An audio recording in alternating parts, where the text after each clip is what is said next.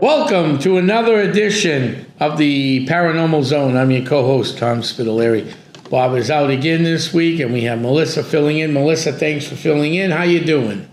I'm good. Thanks for having me tonight. It's a nice, rainy New England evening, kind of like our friends over the Great Atlantic Ocean, called the Great Pond. It rains out there a lot. It rained here today, but we needed that rain.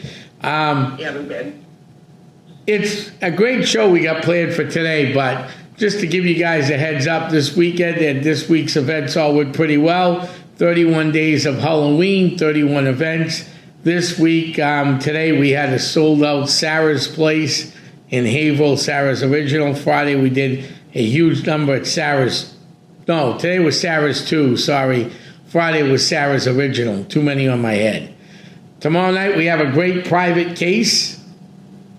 And then Thursday I have a luncheon, speakers in Haverhill, and then Haverhill TV show.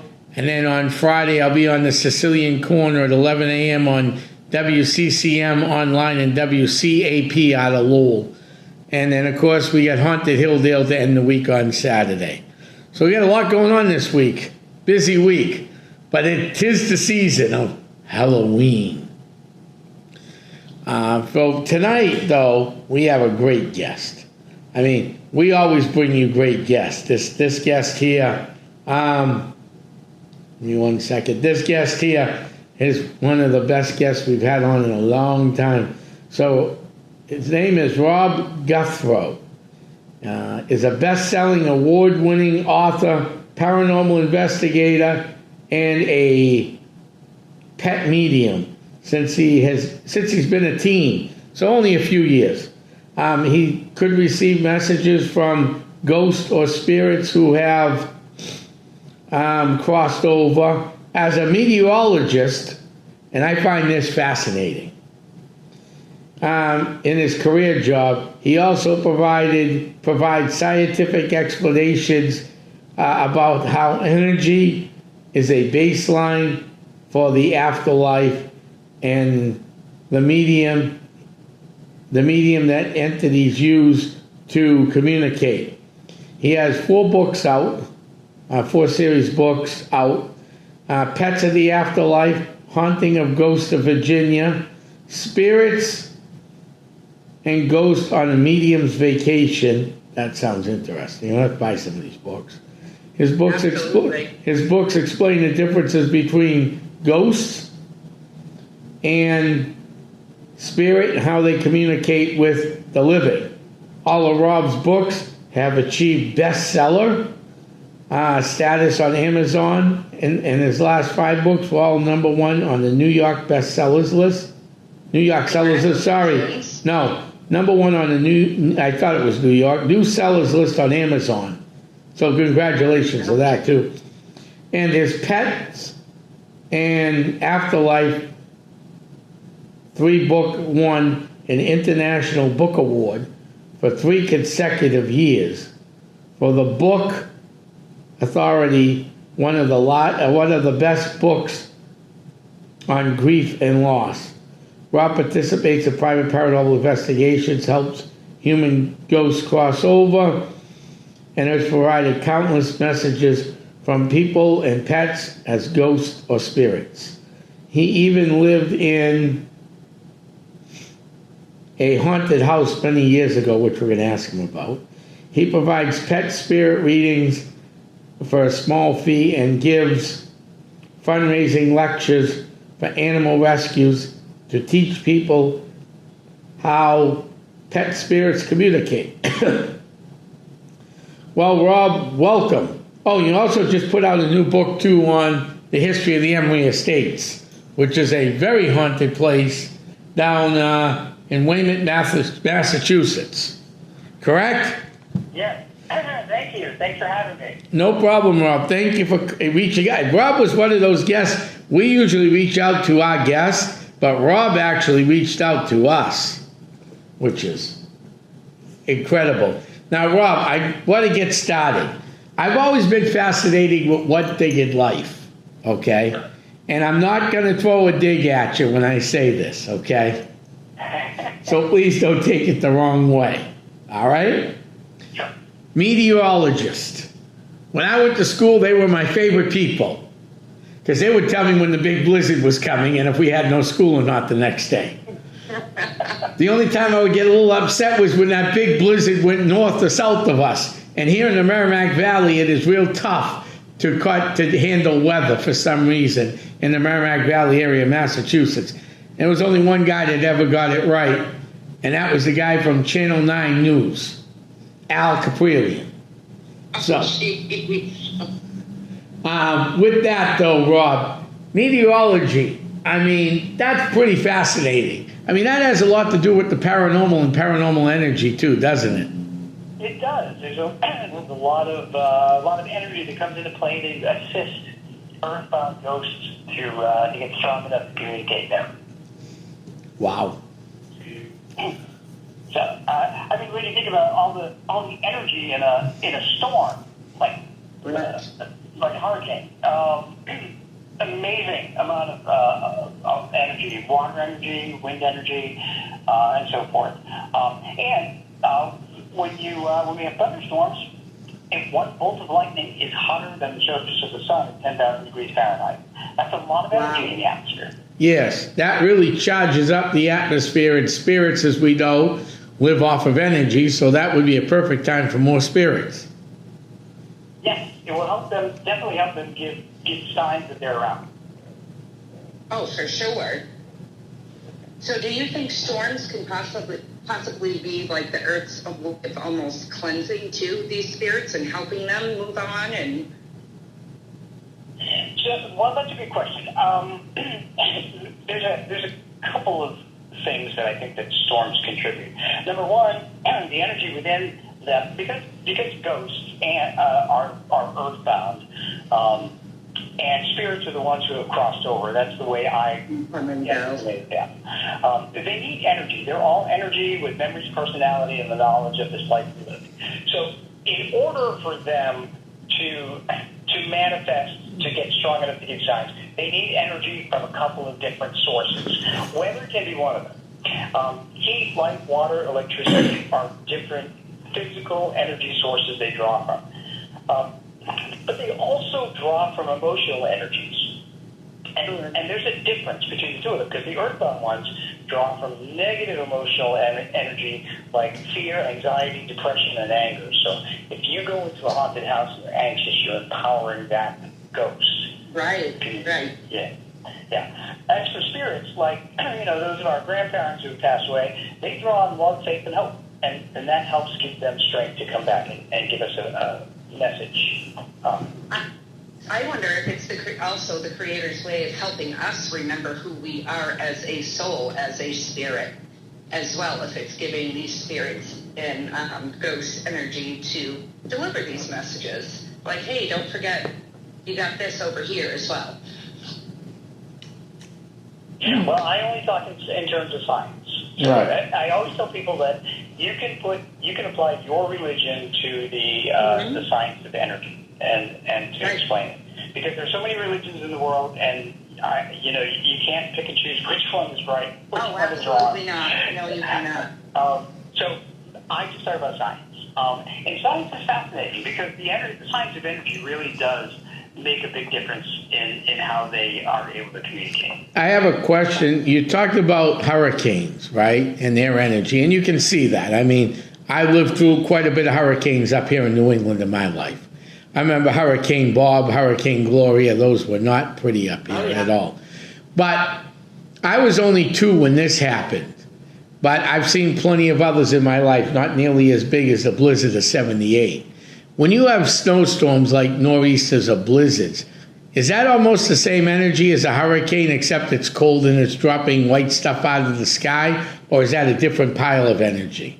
Sure, no, same kind of energy.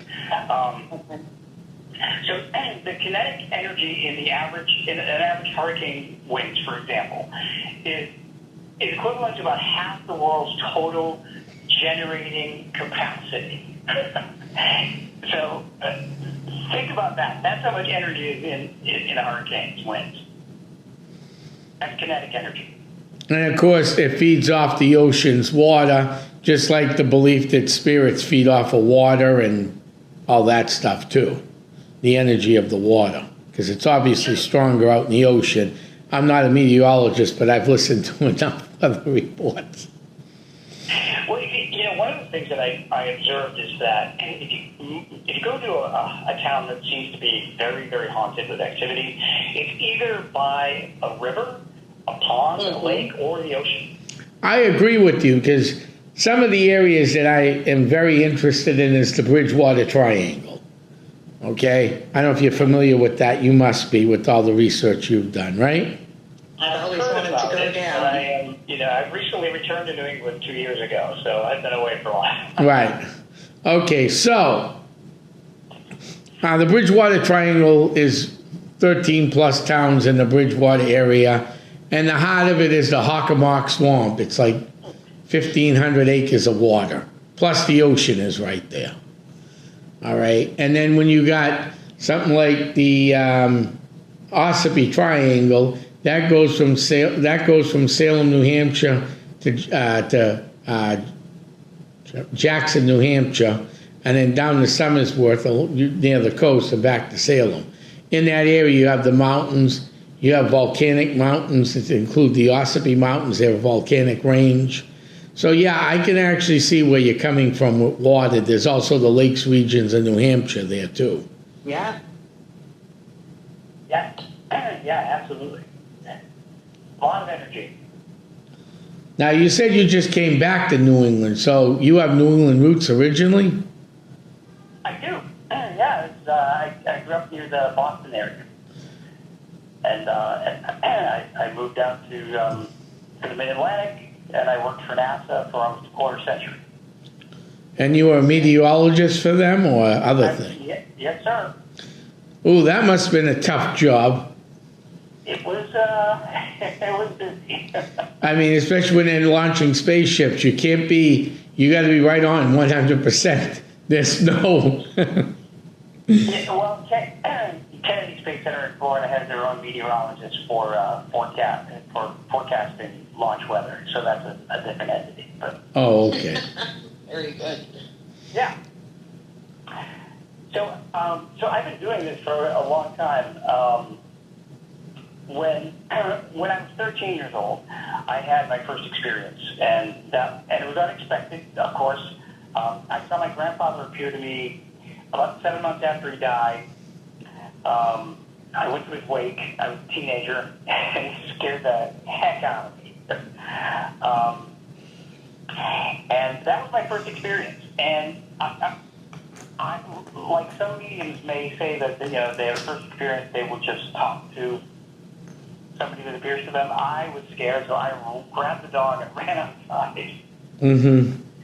That was my reaction as well. I did learn later when my parents came home that my mother had the ability, and her father, the one who appeared to me, had the ability. So ran on her side of the family. Very good.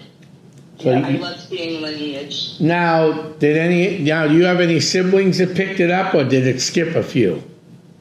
I have two brothers, and it skipped both of them.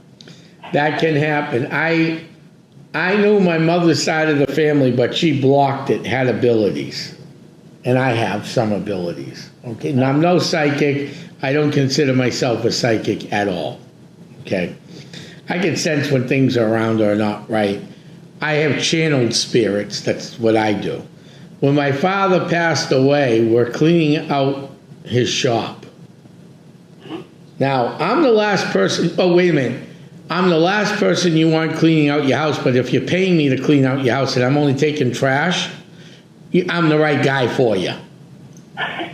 Okay. Because I'm a collector of a lot of things. So your idea of trash in said family member's house that you need emptied out because now it's all trash to you and your family. You picked everything you wanted, but now you got to get the house emptied out so you can sell it, right? So you call in somebody like me or 1-800-GOT-JUNK. 1-800-GOT-JUNK throws everything away. Me, on the other hand, I only pay for the junk. Okay? Okay. I don't find much junk, and I clean out your house real well.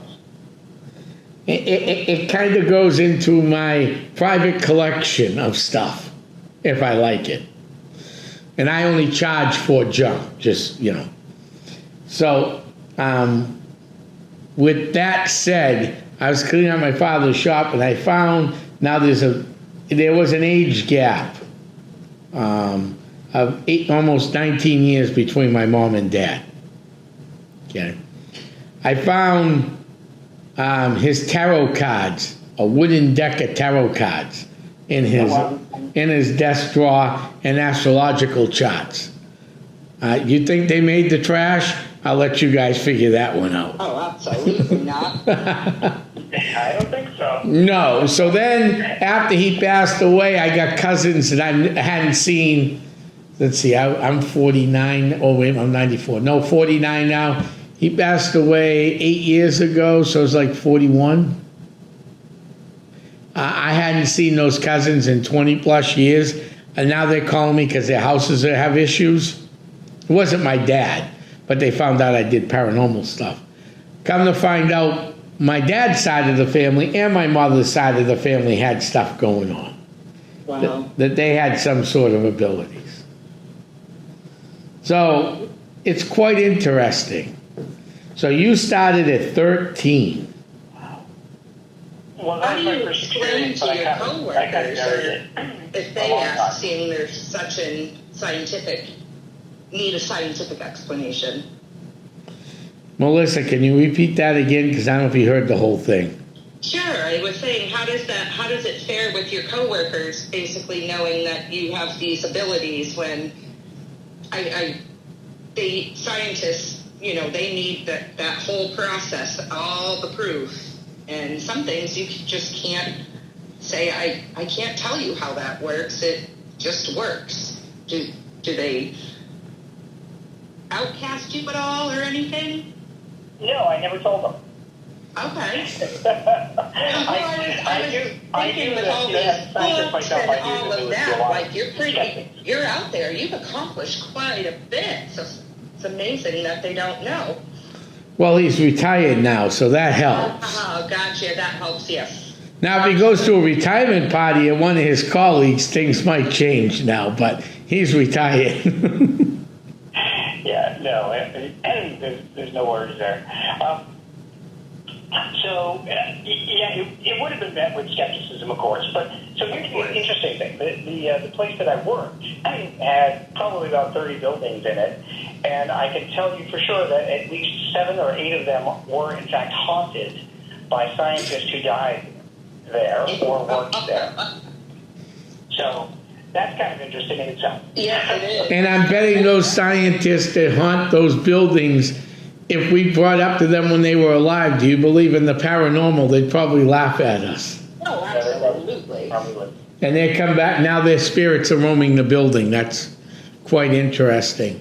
So, you've been doing this a long time.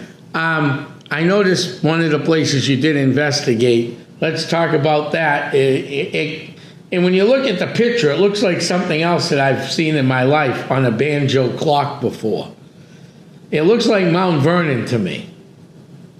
You have a very sharp eye, because the Emory Estate was in fact designed to look like Mount Vernon in Northern Virginia. Interesting. Yeah. It's on a 24-acre property, and it was built in 1903, and it was inspired by the design of George Washington's Mount Vernon. So you are right on point there. Wow. I had never heard of this Emory Estate. Now, what happened? Now, when you went to the Emory Estate, now we know you published a book, so we don't want to we want people to go buy that book because I'm going to buy the book.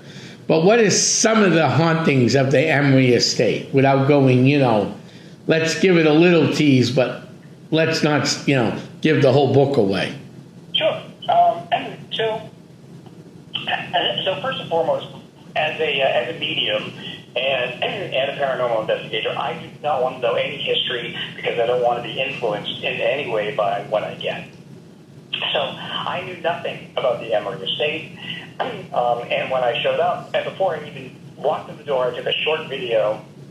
It was about 30 seconds because I got a really strong sense of foreboding, like something really bad was lingering or someone was lingering in there. And as it turned out, there was. We encountered 3 ghosts. 2 of them never lived in the estate. One of them did. Okay. And one of them was a very manipulative, controlling, almost hateful kind of person. The other was a young boy. And then the third one was another male adult. And he had nothing to do with the estate. Okay. So, 3 different ghosts, all there for 3 different reasons. And we found them out. So you have 3 ghosts, right? Yes. And none of them are from the one's from the estate, one is not, huh? One's from the estate and 2 of them are not. Oh, 2. So, Yes. so the 2 of them come in on furniture or something. Just that's just me throwing it out there at this point. Fascinating that you bring that up. Actually, yes, one surprisingly was attached to a piece of furniture that the property, after the property was sold to the town of Weymouth, that they purchased and brought in. It was an antique. It was an antique, like an old mirror where people would make up themselves. And there was a gentleman who was attached to that, and he told us why he was attached to that. But what was interesting there about that particular mirror and the way we found out about it, and was that my co-investigator, Monique Toussoon, she sat before the mirror. Now, she has the ability to scry. Have either of you had the ability to scry? No. Oh, you do? Okay. Yes, I've done it a few times. I've played around with it, and it's very, it actually just in the past few months I've been starting to open up to that and play around with it a little. So, for those who don't know, scrying is looking into a shiny surface and seeing reflections of things. Mm-hmm. And what kind of things have you seen? What have I seen? It depends where I am, to be honest with you. So a lot of times I get taken back in time. It's like almost like a veil just drops and it takes me back in time and shows me all sorts of things. What was here before, farming of the land. I mean, all sorts of things. Fascinating. The reason I asked is because when Monique sat in front of this particular mirror, she suddenly saw herself age. Ooh. As a man. Okay. Monique is New England's only paranormal drag queen, and she does drag on paranormal investigations because it prompts a lot more response from the ghosts. Mm-hmm. Okay. They're often confused, and they try to figure her out. And I've done 4 investigations with her, and they have been incredibly active. So she sat in front of this mirror and she saw herself aging. Throughout the investigation, this was a public paranormal ticketed investigation, so we had 3 groups of like 18 people each. Other people went in front of the mirror, they experienced the same thing. Wow. Yeah. So that's one part of it, but there was a lot of drama between the ghost of the little boy and this other person that I call the man in the gray suit. And as you read the book, you'll see how their story unfolds and how the man in the gray suit reveals his true nature. And his true nature is kind of chilling. Oh, I need to read this book, and I downloaded the one of your other books today, and but this one I need to go back and download. Oh gosh, well,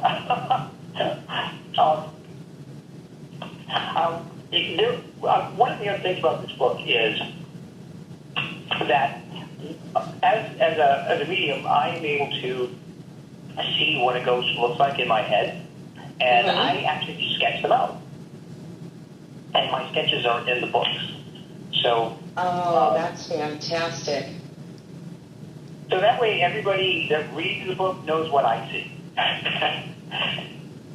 And the only reason I'm able to do that, by the way, is that when I was a kid, I used to write and draw my own superheroes and comic books. So I learned, I finally put that talent to use. So That's great. I did some quick looking on the computer, okay? And this guy, they don't give his last name, but at one of these events at the house, the Emery house, they were running a device called the Echo Box. I imagine that's like a spirit box, right? That allows real-time spirit communication. It has phonetic sounds, human speech programmed into it. Oh, I know what that is, okay. So during this session, just about everybody else felt that night had the same experience, except for a man named Rob. He never felt anything on his shoulder and finally figured out it might be because Rob stands well over 6 feet tall. And it's only 5 feet. Was that you, Rob? No. Oh, okay, it's another Rob. Okay. No, that was not me. No, that was not anybody that was on our investigation. No, right. No, I was just... Apparently, the Emery Estate has been the subject of several paranormal teams. Mm-hmm. And different paranormal teams will have posted their videos and so forth. Okay. And just an FYI, when we wrote this book, I went through the town of Weymouth because I had to send them this book. They own the property. And so there is a disclaimer in this book from the town of Weymouth saying that they don't support anything in the book. All the findings are ours and so forth. So Right. No big deal. I mean, that happens a lot. Sure. But the Emery Estate does do tours. You have to contact the town of Weymouth in order to go in there and take one. And they used to do paranormal tours. I don't know if they still do them or not.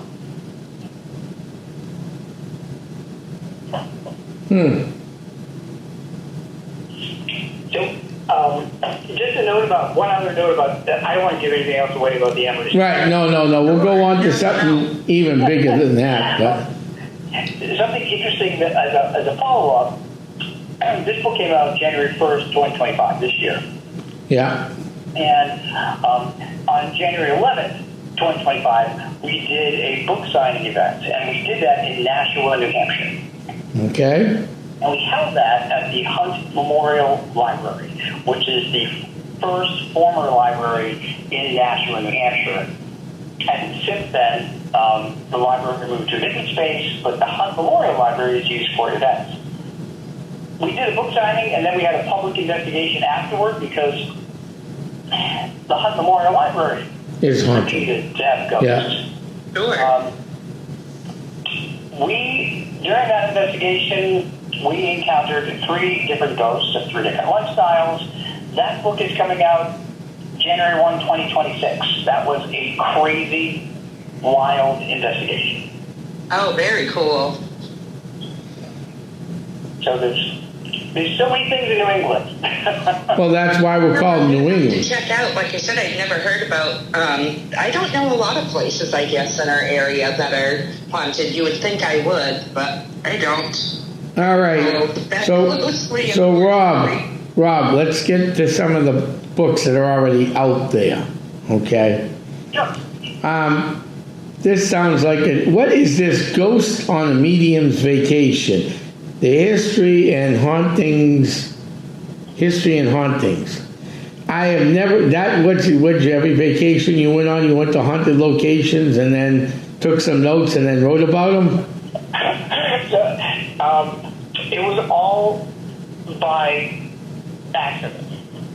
So whenever I take a vacation, I go to enjoy the place. Right. I don't think about ghosts. I don't think about paranormal stuff. I don't think about weather. I don't think about anything. Right. I want to enjoy myself. So I went to England in 2012, 2013. When we went to England, and I always carry a notebook, and I write about all the places we visit, and that way I can remember them.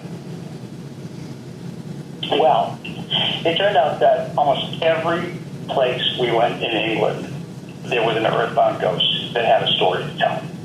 Oh, I believe that. I believe that. Yeah, that's old country out there. Mm-hmm. Very old. Yes. So, and here's the thing. My husband is the one that put together the trip with a travel agent.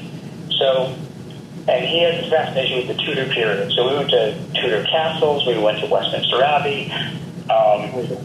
We went to different churches and a lot of castles. And I knew nothing about the history of anything.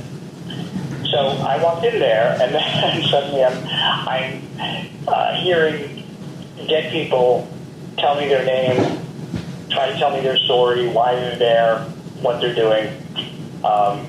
And I wrote all these things down, and that became the impetus for my first book, Ghosts of England on a Meaningless Vacation. So in that particular book, you'll see pictures of every location in every chapter, so you know where we are. You'll see some sketches of ghosts that I made, and people have used it as a tour guide when they go to England. Oh, very interesting. Yeah, I want to experience the other side. So, for instance, I can give you an example of one of the things. We were walking by the remnants of what used to be called the Whitehall Palace. And Whitehall Palace used to be the biggest royal palace in England during the time of the Tudors, Henry VIII's time frame, like the 1500s, early 1500s. Okay. All that remains of Whitehall Palace is one tower called the Jewel Tower, and across the street there's a place called the Banqueting House, which is where the king used to have all of his banquets. We walked by the Jewel Tower. This is my first experience walking from the hotel toward downtown London, and I see a woman in some kind of period costume dress, and I looked to Tom and I said, "Oh, look at that! They have reenactors here." And there's nobody there. And I looked back again, and she was gone. She disappeared right in the middle of the field. So I stopped for a minute and I sketched her out. And when I got home, I found out that type of garment was something that was worn in the 1500s. Very cool. It was freaky to me, but it was cool. So there are a lot of ghosts in Westminster Abbey. Tons of them, including a monk that we ran into. And have either of you ever been to England? No. Not. Oh, gosh. You both need to go. Europe is on my destination for sure. Okay. There was we went into a place called Heathford Castle, and are either of you familiar with Henry VIII's reign and the Tudor period? Yeah. Absolutely. Okay. So you know his wife Anne Boleyn, one of his wives, Anne Boleyn, was beheaded. Yes. She was accused of having relations with her brother. And I found all of this out, of course, after we came back from England. We walked into Hever Castle and went in the front door and just got our tickets, and I'm standing against the wall, we're both there, and suddenly I heard a young man behind me, and he said, "Hello, my name is George," and he had a very British accent. And I said, "Hello, George," and I turned around and there was nobody there. And I'm like, okay. So I turned to Tom and I said, do you know anybody that would live here whose first name would be George? And he said, that would be George Boleyn. That's Anne Boleyn's brother. Okay. Well, George Boleyn wound up giving us a tour, a personal tour of part of Hever Castle.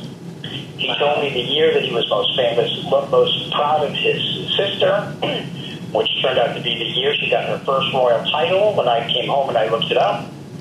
Okay.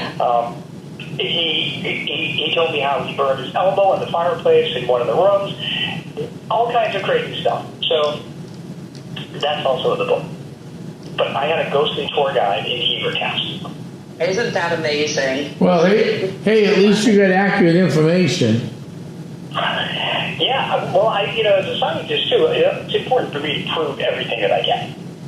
Right. Validation is huge, I will say it. When I get validation on things that I'm getting, I'll make sure I write it down or I tell my husband, and when I get the validation, it just makes you feel not crazy. Exactly. I get it.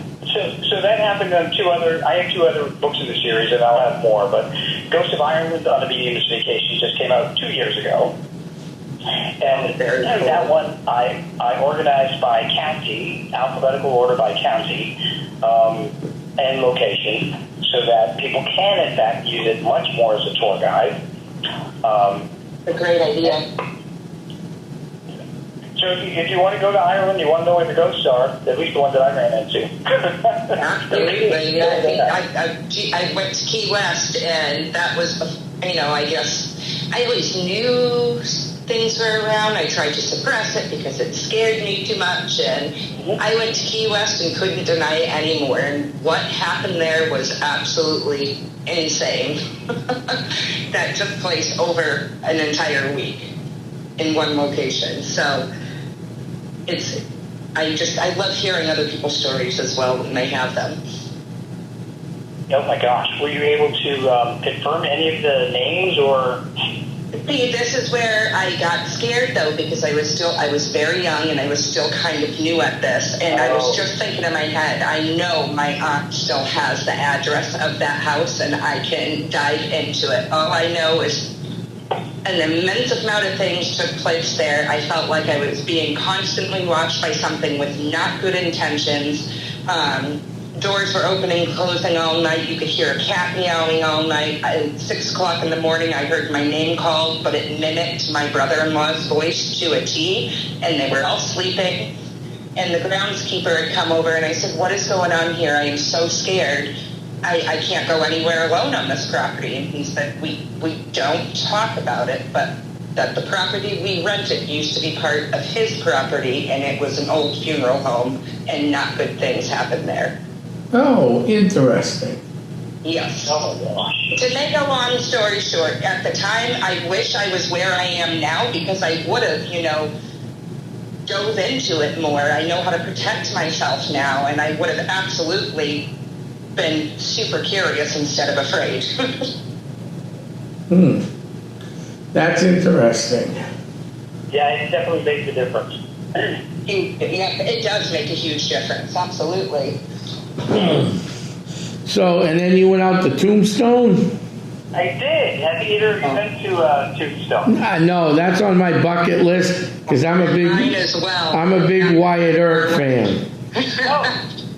I'm obsessed with the Midwest and the Cowboys and all of that. So I am also a big fan of Wyatt Earp. And when I saw the movie Tombstone in 1993, Yeah. something was eerily familiar to me. Mm-hmm. And so I started going to different places around the country where I knew Wyatt Earp lived and worked and so forth. And I thought about doing a book about Wyatt Earp. Okay. This was before the first book I wrote about Paranormal. Because my abilities were dormant, by the way, until 2005. And they were reawakened when my puppy Buzz was tragically killed by a car. And he taught me how pets communicate from the afterlife. Mm-hmm. Fantastic. that's a whole other subject to get on. Yeah, Yeah, maybe we can talk about pets another time. yeah.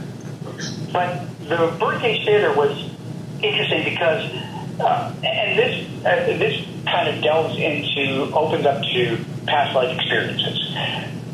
When I went to Tombstone, it was 1994. Now, in 1994, there were no computers, there were no cell phones, there were no internet. No digital cameras. Nothing. Yeah. So I convinced a friend of mine to fly out from Maryland to Arizona, and he liked the movie too. And we decided we were going to visit Tombstone. So we decided to visit Tombstone in a fun way, though.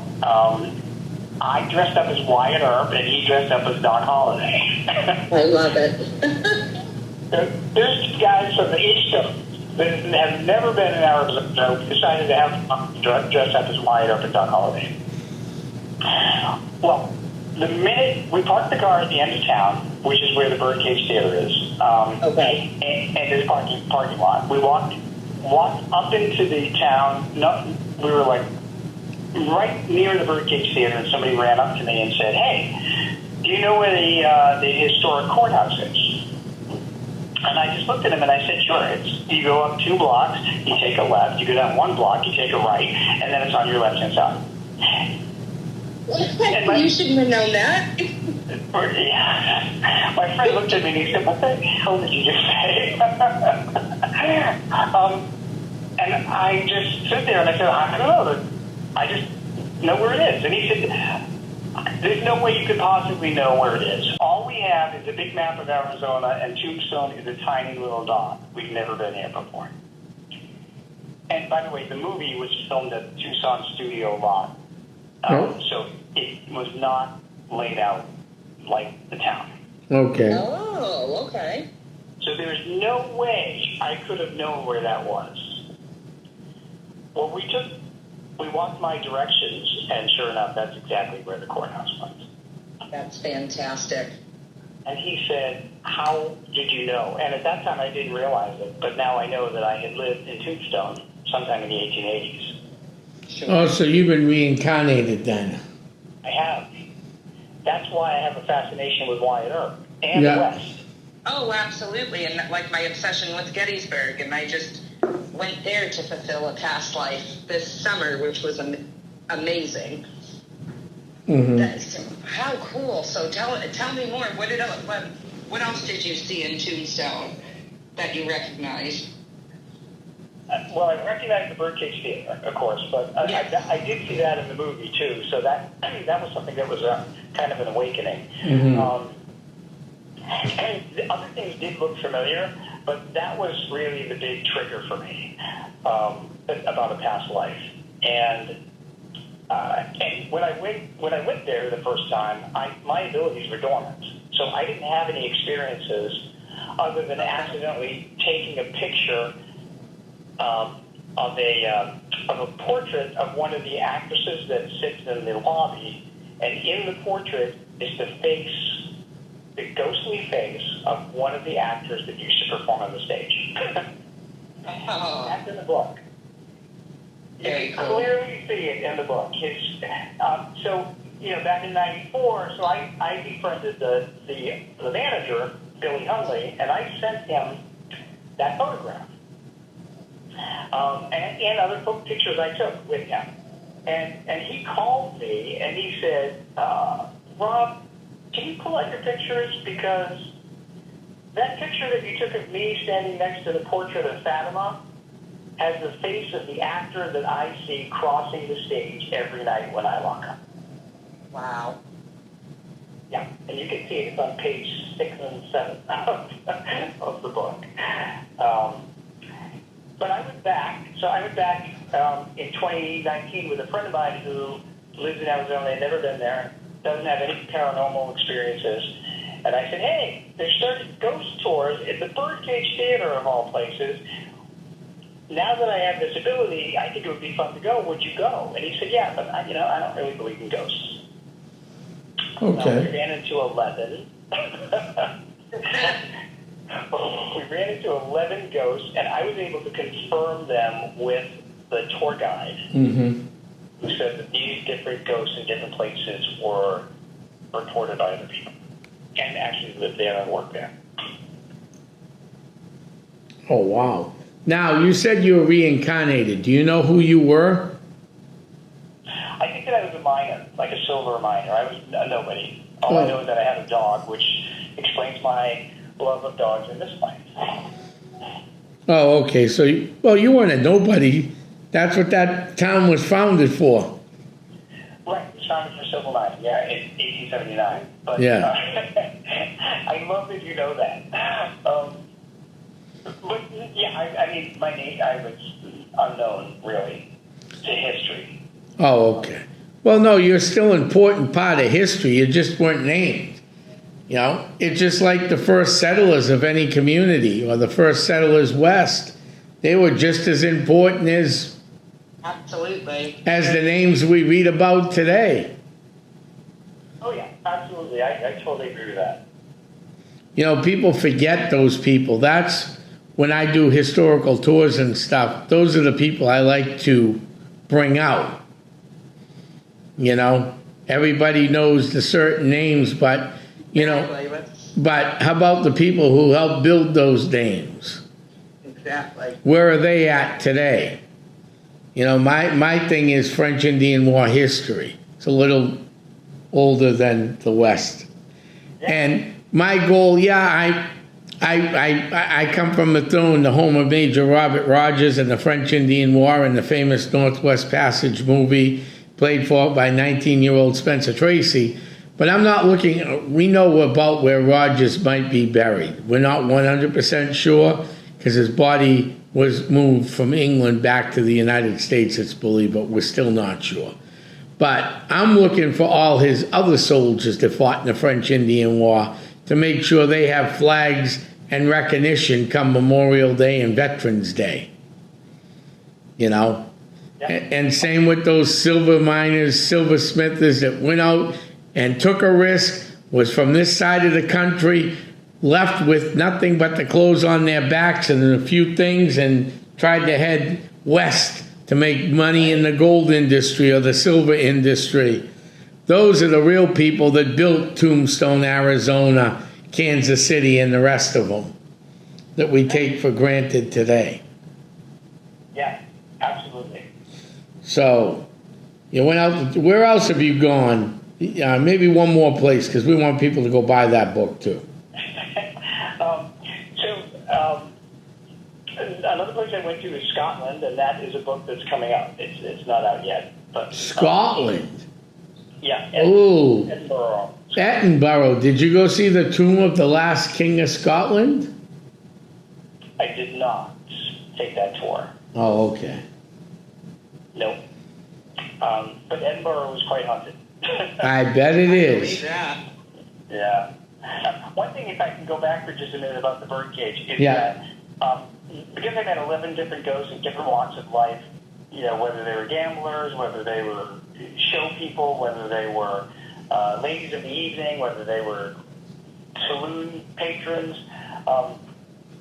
One thing, in my experience as a medium, is that they share their pain of death with me so they can prove their identity. And in one particular case, when I went from the lobby into the back theater area, I felt a bullet go into my throat. Ew. I'm shot in the throat. And this was on the ghost tour. And it hit me with such force that I was thrust against the wall. And it's good to know that I was one of the last people to come in from the ghost tour. So I couldn't breathe. I couldn't talk. I felt the coppery taste of blood in my throat. And I knew what was happening. I knew that somebody had been shot in the throat right there. And I found out who he was. He told me who he was and why he was shot in the throat. And he's still the jerk that he was when he was alive. Wow. Isn't that interesting? I haven't felt that like somebody's death since I was a child. So, and I remember waking up in the pain from what I thought was a dream, but was not. So that much force it threw you back. Wow. Yeah, and in 2022, I went back to the birdcage and I did a book signing there. And I went back. Of course, I went back through the birdcage with Billy Hunley, the owner and manager, and of course the same guy made me feel shot in the throat again, and I was like, just cut it out. But I told him I wanted to go into different parts of the theater. I was very nice to him because you should be nice. But he was very nice to him, and I said, look, this object in my hand is a telephone, but it's a camera. I said, it's like a tintype. You get a tintype, and you can talk into it, and it will remember what you say. So, like a movie camera. So I told him, I said, I'm not going to bother you. I'm just going to go in these different places and record about what I experienced in these different parts of the theater. And I said, thank you, and I left him alone. Well, here's the thing. This is not in the book, because this happened after the book. Before I went in, I recorded a little short video saying I'm going into the Birdcage Theater. I'm going to give you updates, about where I met people, met different ghosts. I went to the whole Birdcage Theater. I made 12 different videos. Came out, made another one at the end. Only the ones outside played with audio. All the ones inside were a high-pitched squeal. Interesting. That was because this guy, Jerome, did not want me in there talking about him and the other ghosts.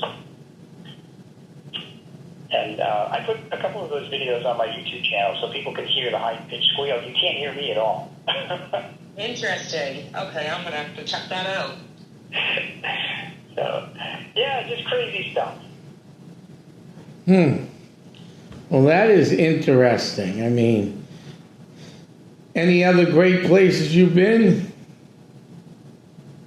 How was Linville? How was Linville Manor? That one I've heard of, and I've seen a lot of investigation on.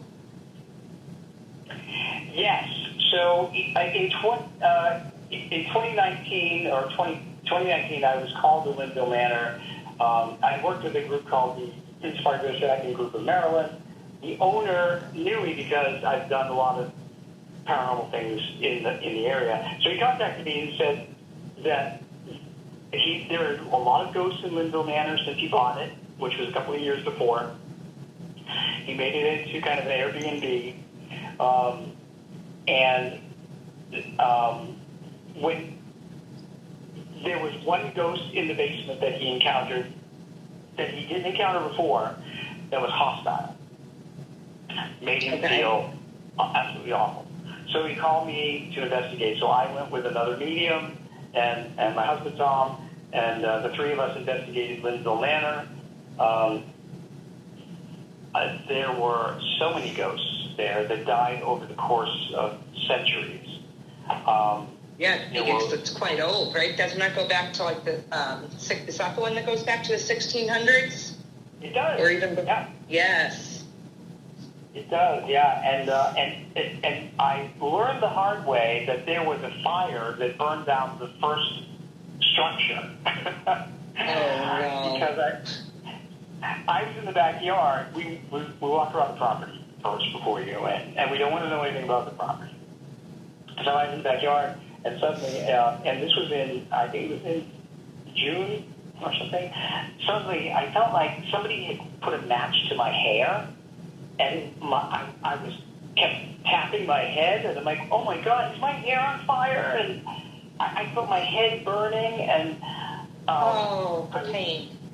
I was traumatized, and Tom looked over at me and he says, there's something wrong with you. And I'm like, okay. Oh, man. And the other medium came around and he said, oh my gosh, he says, I'm really hot right now. I'm burning up. What's going on? Long story short, we found out the first house burned down. And wow. You didn't even step in the front door yet. Nope. So the ghost I connected with was a woman who ran out of the house on fire, and she was running in the backyard now, and she told me she was looking for the water, and I was in the backyard. I didn't see any water. When I went back inside and I told the owner, he said, "Oh yeah, there actually is. There's a pond back there. It's way back. It's like quarter of a mile, half a mile away." Oh, wow. Yeah, and he said you can't see it. And so he confirmed everything I got. Oh, that's good.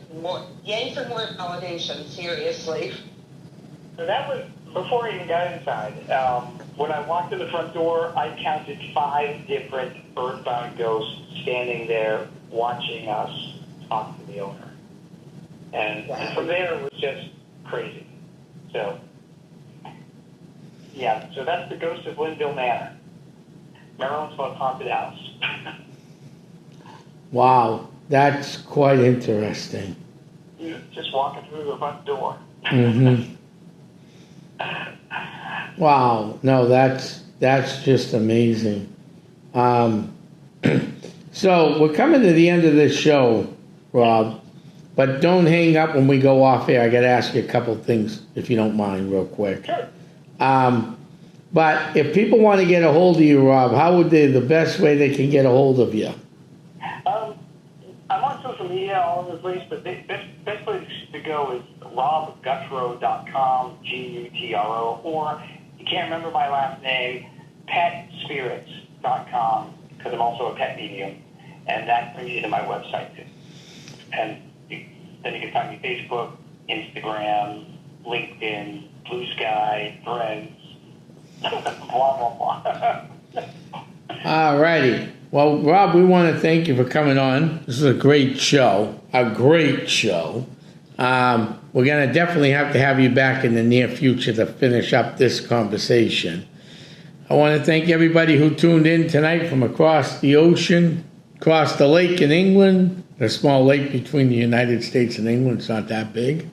Anywhere in Canada and around the world. We have listeners from all over the United States.